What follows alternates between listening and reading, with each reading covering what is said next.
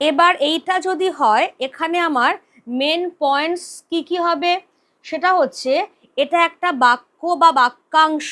খেয়াল রাখতে হবে যে একটা গোটা বাক্য হতে পারে বা একটা বাক্যের ভাঙা টুকরোও হতে পারে। আর কি করবে, সমাসবদ্ধ পদকে ব্যাখ্যা করবে। তাহলে এই যে বাক্য বা বাক্যাংশ, এরা মূল যে সমাসবদ্ধ পদকে ব্যাখ্যা বা বিশ্লেষণ করবে।